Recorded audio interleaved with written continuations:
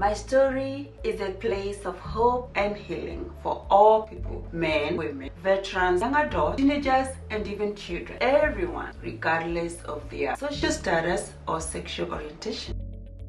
It is a place of motivation and inspiration. Welcome back, and thank you for staying with us.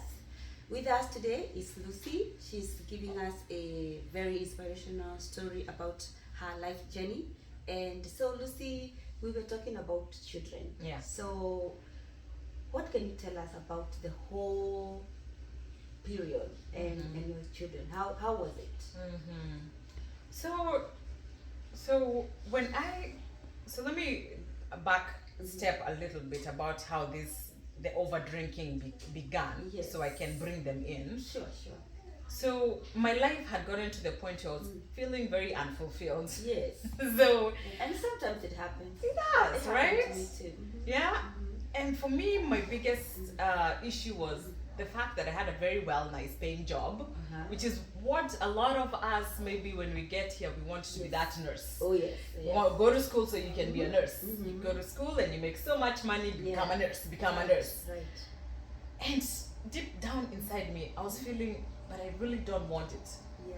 You know, I have made this much The money. money or the yes, job? the money and the job. Not the money. The money, I can always own money, the job, maybe. Yeah. But maybe this is not me. This is not who I wanted to be in the first place. Yeah. So I'm making good money. I work in a great hospital. I have this great life, and I started feeling ungrateful. So what happened is in 2018 we went back home for 6 weeks. Okay. My husband and I, that time we had never had a Kenyan wedding, a traditional wedding. So the 6 weeks was so joyful. Yeah. We had our wedding in December of 2018 back home, a traditional wedding. There was so much family. Yes. It was almost like a vacation. Yeah.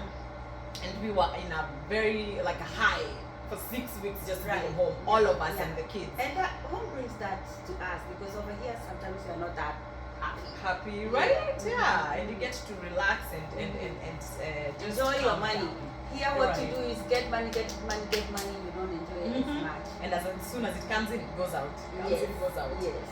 So after we came back from our 6-week trip, 2019 now, beginning of 2019, because I think that's when that problematic drinking started. Before that, it was just like, it was alright. It was not great, but it was alright. It didn't really hinder me as much. But at 2019 is when it. So in 2019, when we came back in January. One, I remember the winter. The winter was horrible. There was snow. There was no power. We came back. There was windstorm. I don't know. There was just weird things happening. Which year is that? 2019 beginning, January, February, Yeah. April. Still here in Washington. Yeah. Okay. Yeah, we had a very big that snowstorm. winter. Somehow, it's like I became depressed. Yes. For me, going back home and coming back here was just a reflection of, alafu you go home and you meet people, Yes. and people are doing actually very well. Oh yeah. People have accomplished many things. Right.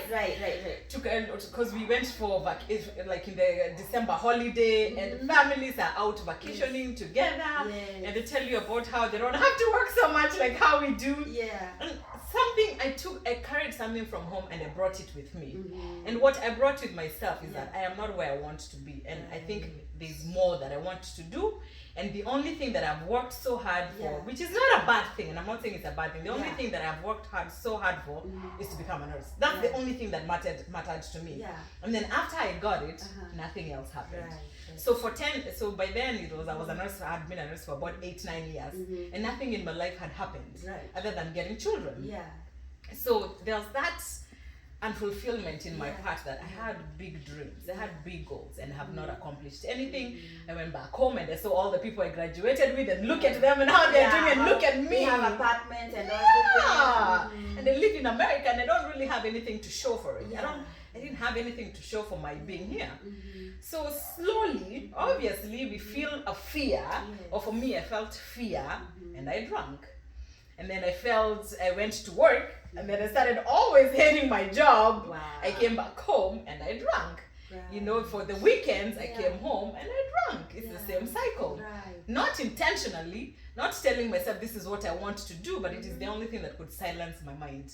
The It's noise. not the noise. We talk about that. You better Yes. check out her website. She's got a great website and Instagram. You say that to silence the noise. You're drinking to silence that noise. Just make it no way quiet. you cannot silence You can't. You have to deal with it. Right. The drinking, the alcohol doesn't take it. That doesn't make any problems easy. Maybe It for doesn't. a little bit. Right. For the night when you pass out or something. Yes. In the morning. And you wake up hungover, you wake up tired, and the problems are still waiting there for you. You know, twice worse. Yeah. You know. Yeah. And at this juncture, I can even mention it's not just alcohol. Over the phone when we spoke, I said it's not just alcohol that people get addicted to. We had this a lot of sexual addiction. Right. Even workaholics, I think, Yeah. can be they can be termed as addicts. Yeah. So You rely on something. Yeah. And so when we talk about drinking, if that is not the problem that you're going through, or that is not where you are, there's so many other addictions. There's other things. And hopefully this can help you, enlighten you, tell you how do you get out of there. Yes. So so you were trying to silence the noise. I was trying to silence the noise in my head, and I could not tell this noise to anybody else because I felt like nobody else would understand. Like, what are you talking about? You're unfulfilled. What are you talking about? Your problem? Like, you look at your life and see yourself. But you know, deep down, only you can. You're only person who knows yourself. And so there was a day I remember that I was so had drunk and I was so hangover, and my husband looked at me and he's like, I don't think you know who you are. Because there was nothing else in my life I had going on other than just partying, you know? He's like, who are you? And I still remember that evening, he asked me like, who, I think you're trying to find yourself, who are you? And I did not know the answer to that question. I remember crying in my bed because honestly, I did not know who I was other than I have children. And I'm married to someone. But who am I? Who's Lucy? Like, if I think of myself, who am I? I did not know the answer to that question. And I'm thinking, I'm 30-something years old, and how do I not know the answer to that question? And how is it that my life has turned out now to be that the only thing I look forward to is the weekend to drink? That is not possible. That's not me. So there's that inner voice in me that is telling me, that's not you. But then now I get scared. Then how do I stop? I know I am overdoing it. How do I stop? I don't know how to stop. How do I get me? How do I find me? How do I go back there? So again, the fear, and what you do? Drink more. So it's like, my gosh, you're in handcuffs. So 2019 was not good for me, for my marriage, for my children. I drank a lot. I passed out a lot, you know, when you were talking about with the children, you know, just I would drink until the bottle was done. And so you used to drink at home or at home? Or both? At home. Go out to party? No, actually, that's the weird thing, and this is why I like talking to people, because when people are for me, for how I was, you don't have to do it all the time that people see you outside there, you're always drinking. Actually, I will tell you that I meet some people and they're like, Lucy, I saw you and you were never drinking at any one time. You will look like you are okay, but I was not. Yeah, because it was not things that I was doing all the time. It was just me at home by myself. Most of the time when maybe the kids are not there around, after I put them to bed, now I can really go. If I go outside in public, I'm not overdoing it. I have my one glass, or I don't even have it at all, because I know when I go home, the bottle is waiting for me there. You know, we go to any occasion, first you pick it up by the liquor store, you get it, you put it in your car, because when you go home, you have the freedom to do whatever you want. Nobody will question you. Nobody will judge you. Nobody will tell you to stop, other than my dear husband. Which I feel is also dangerous, because if you overdo by yourself, you know, alcohol intoxication, poisoning. Which I don't know if it happens if you're used to it. I think if you're used to it, for me it never happened. I had terrible hangovers, but it never got to the point where that it was too much that I poisoned, or that I got into alcohol poisoning.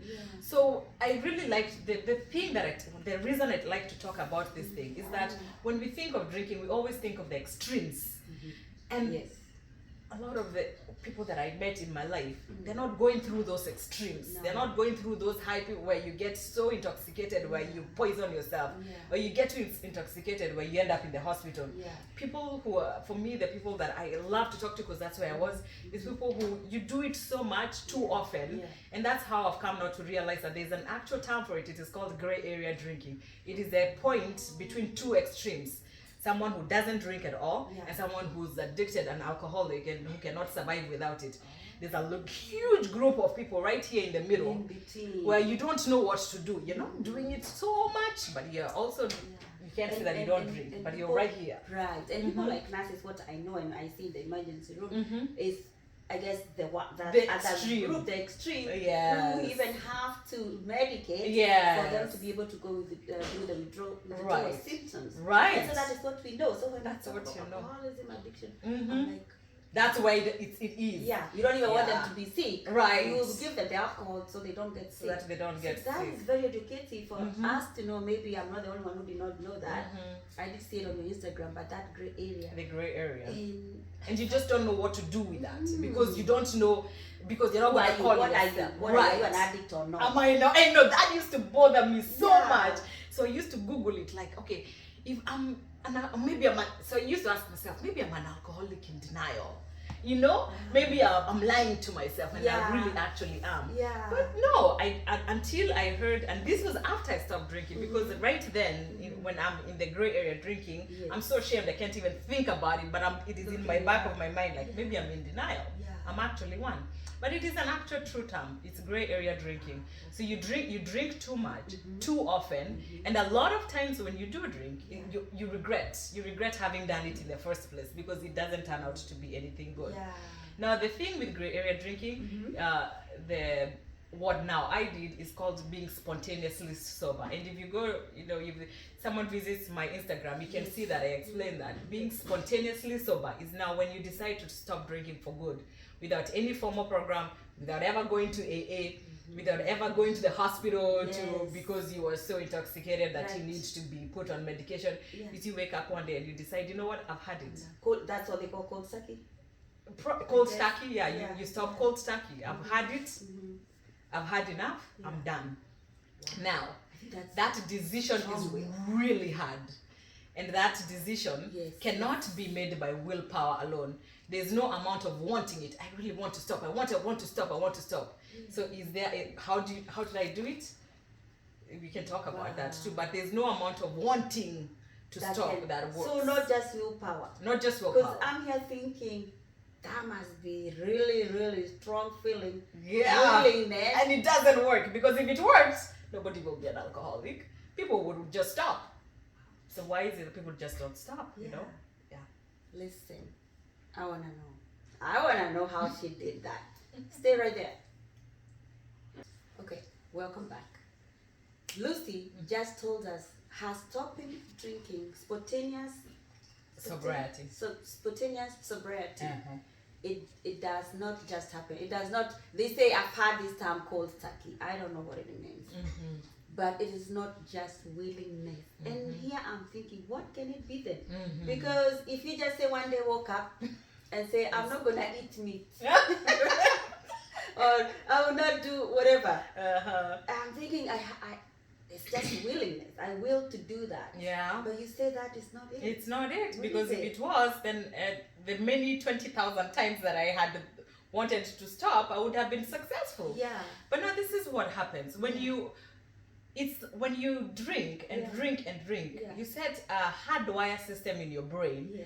Where now there's two things that your brain loves. Your brain loves to survive, so get away from danger. Of course. And then your brain loves efficiency.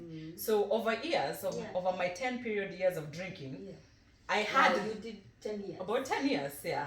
So I had the cycle where I work, and then on Friday evenings, I pass by Total Wine, I get myself some bottles, and I go home, I drink, and the dopamine is right there, like we're having so much fun. And then I come back down during my week, and I feel awful, anxious, depressed, and my week is like this, and then oh my gosh, it's Friday. It's gonna be so much fun, and then you drop. So your brain is used to that cycle like that. It has lived that cycle for so long that it does not know otherwise. It just wants that. It just wants that efficiency. It is a bad efficiency, but that's how it That knows is to what live. it knows. Yes. So now when you come and then you decide, I want to stop. Like we've been doing this thing for 10 years. How do we just stop? Right. It wants to keep going. Right. So it's not just about stopping, it's about educating yourself. It is simple, but it's not easy. Because if it was easy, everyone would do it. You know, I don't even think it is simple. I think it's intention. It's intention. I like that. Yeah. Intentionally say, I'm not going to drink. Yes. But yeah, my mind is telling me, go drink. Go. So out of my mind today, intentionally, we are not drinking. Yes. This is what we're going to do. Right. And you go and you get yourself, what is this I'm doing? Right. So what is it sobriety? doing? And, right. You know, and what is the advantages of that? Because they say people who spontaneously stop drinking are probably more successful than people who go to the hard, rigid programs.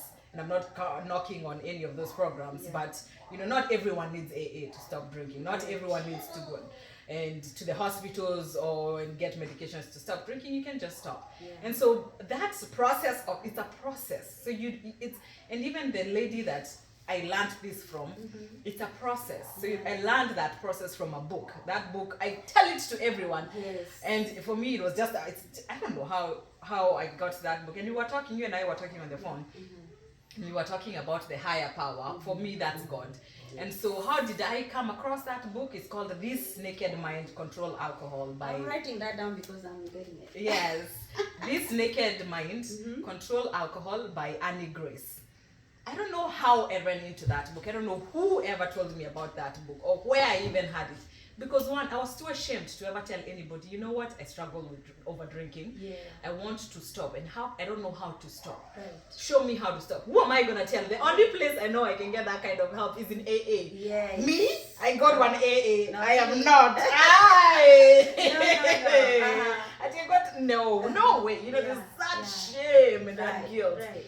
And maybe that commitment of every day you have to go somewhere. Even it's not in the commitment. I think it was just a thought. I'm not going to sit there. Right. No way. So that I read the book, and she's researched so much about how we get ourselves to over desire alcohol, because it's just a thing that we get into our brain to over desire, and our brain gets addicted to that, hit to that dopamine. And then because again we have all these statistics. Oh, alcohol kills, alcohol causes cancer, alcohol causes cirrhosis. We know all these things, but we still do it. Why? Again, it is the hardwire system that has been set when you do this for so long. The repetition, you repeat, and your brain just picks that up. So I listened to a lot of books about quitting. You're not going to be able to quit just like that. Just making that decision and oh my, you're not that strong. And unfortunately, I've had quotes where people say that sobriety or stopping to drink when you've done it for so long is that thing that you have to do it alone. But you really can't do it alone. You need somehow a group, community, connection, books, podcasts. So you need someone to educate you. So in this book, like several things stuck out to me. One, the thing that we drink of alcohol is the same exact alcohol that we put in our gas tanks. When you go pump gas, the ethanol in your drinks, in your liquor, vodka, it's the same exact. The only thing that this one in the liquor is that it's not going to kill you because it's a very little amount, and then they add a lot of sugars. They take away the smell. They don't take away anything from the main ingredient ethanol. It is the same exact one. So that one really stuck out to me, like, oh, okay. Wow. And then other things she says that this is how, imagine this when you're drinking. She explains she explains two concepts. One of a train. You're in a train and the conductor tells you, or the captain tells you that in about 10 miles or in about 20 miles, the path of the train, it will stop and you're going to fall over the cliff. So at what point do you decide to get off the train? So if you're drinking, are you going to wait until the roof has started blowing over and your life has become chaotic? Now you decide, I'm going to get off the train. Or do you get off the train now? So for people, where are you on that journey of stopping? And then she also makes another comparison of a pitcher plant. I don't know, I think it's called a pitcher plant. A pitcher plant is a plant that has a lot of nectar in it and it attracts bees. It smells beautiful and it attracts bees. So the bee lands on it and it starts drinking the nectar. So that's how in the beginning, when you're drinking and there's no problems, everything is nice. It's beautiful, it's fun, there's nothing. But then as the bee keeps drinking the nectar, the plant is designed that it will start sucking the bee down. And so as it drinks, it's sucking it down, because as it goes down, then it's going to close and like digest the bee. Oh my goodness! So now I heard of that. as you're drinking, it's kind of the same concept. It starts out fun, and as you're drinking, you're being pulled down, and it says the bee now starts to realize as it goes down with the ears, and it's looking up, and the nectar is so good, but then now it starts realizing, oh my gosh, all these dead bees, I can't come out, I'm stuck. Yes. And you can't do anything. So how far are you going to go down? And how long is it going to take for you? Because there's one thing, drinking always escalates with time. It always increases slowly with time. Yeah. So how much are you willing to gamble that for you? How do you not know for sure you're not going to hit a rock bottom? You don't know that because maybe one day something will happen that you never thought that could happen. And for me, so those little things, those little things of I said that, I did that, I passed out on the floor and my children woke up and saw me there. I was throwing up, I was fighting. It's like those little things like, no. So what am I willing to gamble? Like, what if this thing gets so bad that I cannot get myself out of it? So when do I get off the train? So when I read that book, it answered so many of the questions. So it educated my mind, where my mind now did not desire alcohol anymore. It's the thing of, I can see it, it's here, but I don't want it. I don't want it because I know what it does for me. I know it brings me hangover, it brings me shame, it brings me all this embarrassment and humiliation. It's like my brain has processed that and we are okay with it now. Like, I don't want it. Right now you put for me a bottle of beer here and I will not touch it. It's like, I know there's nothing in alcohol that is useful for me. Ever. Ever. And getting to that point is like the most freeing decision I have ever made in my life. Now, because some people are going to go look for the book and they're going to try it. Yes. Now, this is the thing, though. When I read that book in 2020, I read, and for 60 days, I was free. I did not desire alcohol. It's almost like she changed my mind. And for 60 days, I did not touch a drop of alcohol, and I felt great. Then, these thoughts that come up like, oh, Lucy, you're strong. You can go back, just have a little bit, That self-doubt, right? Yes. Hold it right there because, oh my goodness, I'm getting goose. I don't know if you're noticing, but I've had so many goosebumps since you started talking. Guys, if this is not touching you, having goosebumps all over, I don't know. Share it. Subscribe also so you can see more of this. And also, please share. That is even the most important thing. For that other person, I always say, even if it's only one person that can be touched by this story, you're talking about alcoholism, but it could be something else. It could, and I'll talk about that. Let's first take a break.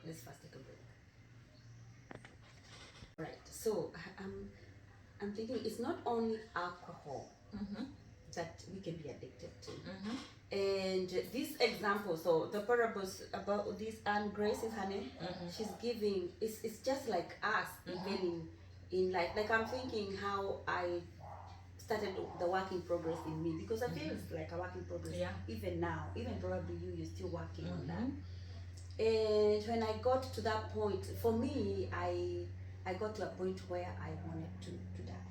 And my story is about suicide awareness and prevention.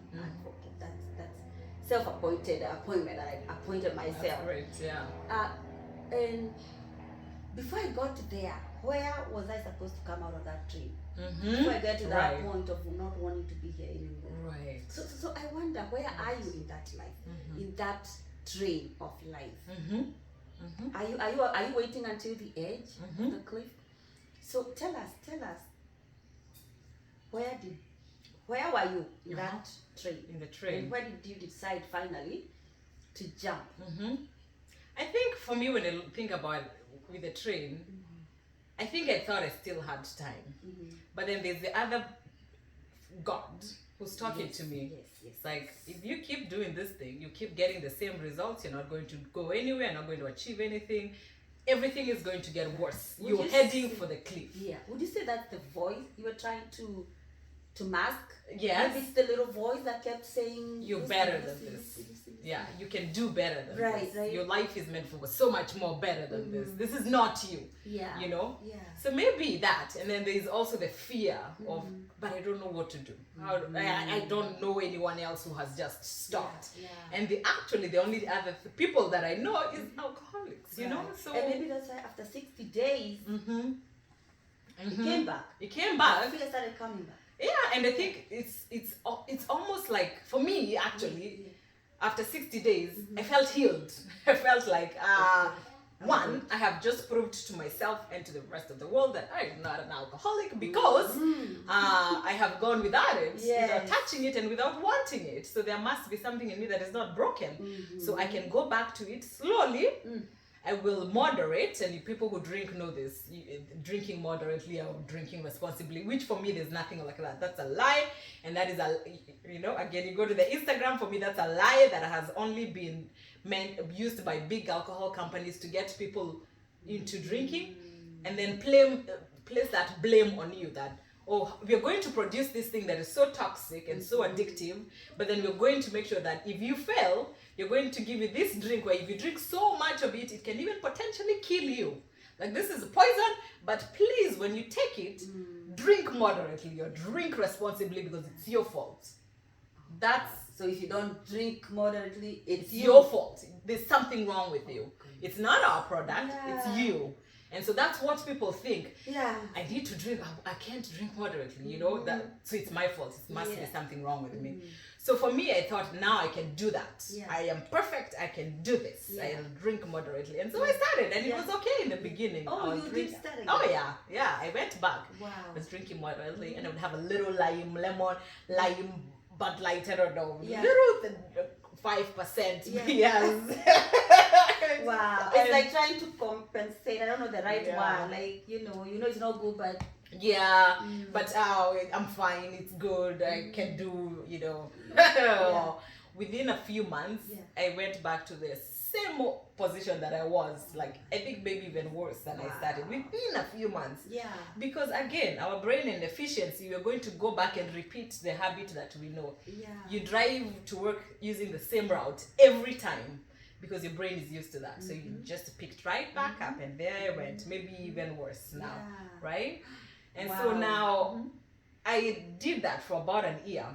My brain has already read that book, and it knows what alcohol is doing for me. And I'm still thinking about this train, like, when am I gonna get off? So in 2021, summer of 2021, July 4th weekend is a license to drink, social license for everyone to partake. So that weekend, there was a wonderful condition for me to be able to drink without any judgment, accusations, without nobody looking at me. It was the perfect. My husband was out of town, so he could not tell me when to stop or when to start. The kids were summer, it was during summer, so they were not waking up early to go to school or anything. We had just come back from a trip, and we had a case of wine, and my husband's vision was, we're gonna put this in the house, and we're gonna have different wines, in a rack, and it's going to be so cool. I'm gonna have a wall of wine. So we had a whole case, I think 2 cases of wine. So I had that. He left for a business trip. I woke up I think it was about July 2nd when I started drinking of 2021. And I would drink a bottle in the morning because at that point I wasn't working. So remember, when we first started off, we were talking about the point where you get to burnout. I actually stopped working. At that point, I had stopped working before even the problematic drinking started. So alcohol did not make me stop working. That was, my mental health was at such a bad place because of the pandemic. The thing came, and we had 3 children. Our youngest was 2, almost 3 years old. Then we had a 5-year-old, we had a 9-year-old. All daycares are closed. My husband is a CDL driver. I'm a nurse. We are both working full time. We have no one to watch our kids. Like, it was, I was stressed. I was so burnt out. I was really burnt out. And maybe even that also escalated the drinking, But, so I was home. At that point, I was home. I decided I wanted to be home with, just so we can manage. And he was working. So I started drinking July 2nd. I drank a bottle in the morning. I felt good the first day. Great. Yeah. I had one for lunch. Yeah. I had one bottle for dinner. I woke up then July One 3rd. full bottle. One bottle. Nobody's telling me nothing. And then July 3rd, July 4th, I slowed down a little bit. July 4th because I was in public. I never drank in public. Never overdid it in public. Yeah. Especially when I was driving. Never drove drunk. Never ever. So July 4th, I kind of calmed down a little bit because I was outside. And then I came back home and I picked it up. Ooh. I tell you for sure, and I usually tell people this, like I don't care. Between July 5th and July 9th, or July 8th, when I stopped for good, I don't really remember those days. They are like a fog in my brain. By this point, I think I had drunk so much that those days are foggy. Don't really remember putting my kids to bed. I don't really remember cooking. Don't really remember what my kids ate, how they were during the day. All I remember is that I was just drinking because I had started. And at this point, why stop? Do you think it was like a place where you were, I'm done, I don't want anything else? Like, was it like a giving up point in life? I don't think so. I don't know what it was, but I think it was just that it started out with, oh my gosh, I can drink now without anyone telling me, and this is going to be so much fun, so much fun. So remember the pitcher plant? This is great, it's going to be so much fun. But as you do it, the more you're being sucked into it. Because then when you're drinking that much and then you stop, you feel awful. You feel so awful, and you think, maybe if I have just a little more, I'm going to feel a little better. Or it will take out the hangover. So then you have a little more, and then you keep going. It's like a bad cycle. And drinkers, or people who drink, they know exactly what I'm talking about. You want to stop, but then you also want to have a little to take the edge off. Then you have a little and you want to have more, and you want to have more, and you want to have more. So that's what happened. So July 8th, my husband came back home, and I'm like, oh my gosh, now I better I stopped drinking so because he's coming back home now. He cannot see me having drunk I was like almost, I counted over 15 bottles I had drunk by myself. Wow. And so now he can't see me like this. So I Was stopped. he also drinking, if I may ask? Who, him? Yes, at that point, yes. But him, he's never struggled with it. It's like he can take it or leave it. It's not a problem. And this is why I like talking about this, because not everybody struggles with it. Not everybody has a problem with it. He can take it, he can leave it. It's like whatever. And most of the time when I was drinking, it's like, let me teach you how to do it. When you start feeling the buzz, when you start feeling like now you're talking too much, when you're doing too much, stop. And I'm like, I don't know what you're talking about, because I don't feel that, you know. So now he's back home, and I've stopped. I have told myself now I need to stop. But the next day was the worst day of my life. Oh my gosh, the hangover that I had on the day after he came back was so bad. I thought I was gonna die. Wow. Let's stop there for a second so she can take a drink of water. Yes. And me too.